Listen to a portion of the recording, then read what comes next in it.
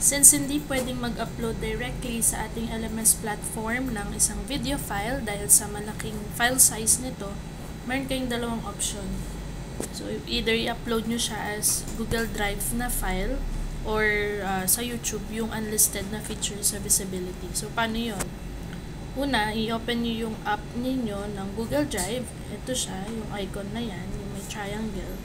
And then, select nyo lang doon sa inyong device kung ano yung file type. For example, pwedeng image, video, audio, documents, etc. So, since video yung pinag-uusapan natin, piliin nyo lang siya dyan. For example, select the video. Yan. And then, i-rename nyo lang yung file, your course. For example, HRT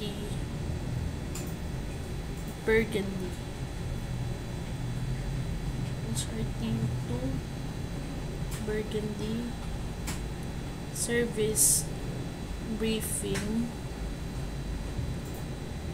Then your name, for example, Juan de la Cruz, para madali kong malaman na kanino yung video. And then select nyo lang kung saan nyo siya gusto i-upload. Pwedeng gawa kayo ng folder or pwedeng ano na lang as a file. For example naman dito sa akin, pwede tayo mag-create ng folder. School Works. Yan. For example, dyan. Select lang natin siya. Tapos, yung account, syempre kung ano yung account na gamit ninyo. And then, upload. Okay, so upload complete na siya. And then, pwede natin siyang i-check. Open nyo lang ulit.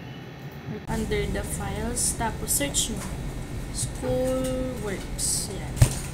And then, itong 3 dots dito sa gilid.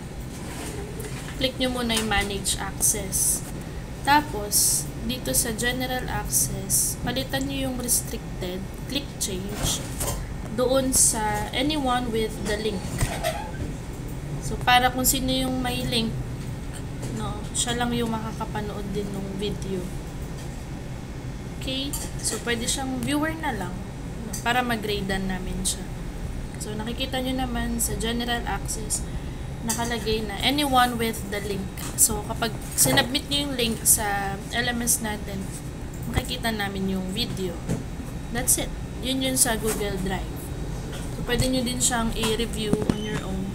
Mas maganda kung naka-folder kasi siya para nandun na lahat yung mga kailangan nyo submit sa mga subjects din ninyo. So, next naman tayo sa second option, which is yung submission via YouTube link. So, select nyo lang sa apps yung YouTube, and then may plus button sa gitna. Click nyo lang yan, and then select video. So, piliin nyo lang yung video file na i-upload ninyo, and then lalagyan natin siya ng title. Kagaya din dun sa Google Drive kanina, lagay natin yung course, year level, section, then anong video ba ito? Service briefing, for example. Yan, service briefing. Lagay nyo din yung pangalan ninyo. Juan de la Cruz, for example. And then scroll up. Scroll nyo lang. Pwede naman kayo maglagay ng description dyan. Service briefing. And then, ito yung importante. Sa visibility, so instead of public, ang i-click ninyo ay unlisted. Okay? Para yung, kung sino lang yung may link, siya lang yung makakapanood ng video ninyo. Hindi siya open for public. Okay? So, ito yung importante. Visibility, select unlisted. Okay? So, okay na siya. Location, no need naman na. Okay na yan. And then, next na. Tapos, piliin nyo na lang tong yes, it's made for kids. Para nang masyadong ano. Okay, and then, hintayin nyo lang ma-upload. So, ito na yung video na in-upload ninyo and unlisted na din siya. So, meaning, kung sino lang yung may link, siya lang yung may access or makakapanood ng video ninyo.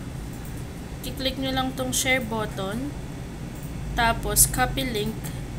Ipipaste nyo siya sa LMS natin as online text para yun na lang yung ika-copy-paste din ni teacher sa address bar and ma-view niya na yung video na ginawa ninyo for grading. Okay.